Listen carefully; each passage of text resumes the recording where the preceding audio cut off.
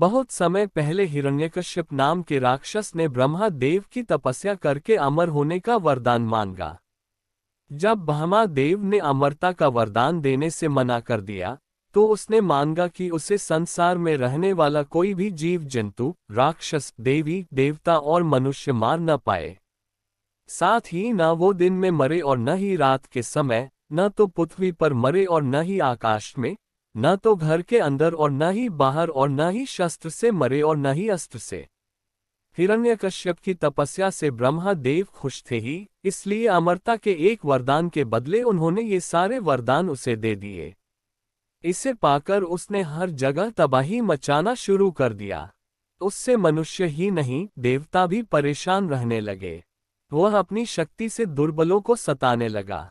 हिरण्यकश्यप से बचने के लिए लोगों को हिरण्यकश्यप की पूजा करनी पड़ती थी। भगवान की जगह जो भी हिरण्यकश्यप की पूजा करता वह उसे छाड़ देता, और जो उसे भगवान मानने से मना करता उसे मरवा देता या अन्य सजा देता। समय के साथ राक्षस हिरण्यकश्यप का आतंक बढ़ता गया। कुछ वक्त बीतने पर हिरण्यकश्यप के घर विष्णु भगवान के परम भक्त प्रहलाद का जन्म हुआ।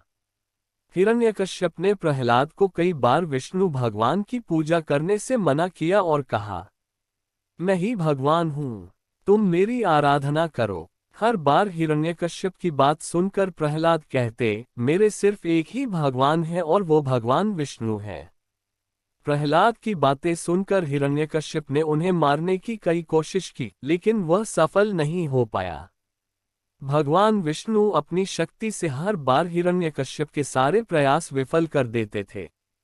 एक दिन हिरण्यकश्यप के घर उसकी बहन होलिका आई। होलिका को आग में न जलने का वरदान प्राप्त था। उसके पास एक कंबल था, जिसे लपेटकर यदि वह आग में चली जाए तो आग उसे नहीं जला सकती थी। हिरण्यकश्यप को अपने बेटे से परेशान देखकर होलिका ने कहा, भैया, मैं अपनी गोद में प्रहलाद को लेकर आग में बैठ जाऊंगी, जिससे वह जल जाएगा और आपकी परेशानी खत्म हो जाएगी।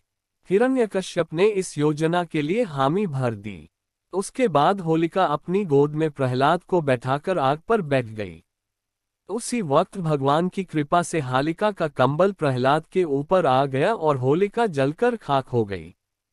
प्रहलाद एक बार फिर प्रभु विष्णु की कृपा से बच गए। आग में जिस दिन होलिका जलकर भस्म हो गई थी, उसी दिन को आज तक लोग होलिका दहन के नाम से जानते हैं। इसे बुराई पर अच्छाई की जीत के रूप में देखते हुए खुशी में होलिका दहन के अगले दिन रंगों से होली खेली जाती है। कहानी से सीख, बुराई कितनी भी ताकतवर हो, एक दिन जीत अच्छाई की ही होती है। इसी वजह से हमेशा बुराई का मार्ग छोड़कर अच्छाई का मार्ग अपनाना चाहिए।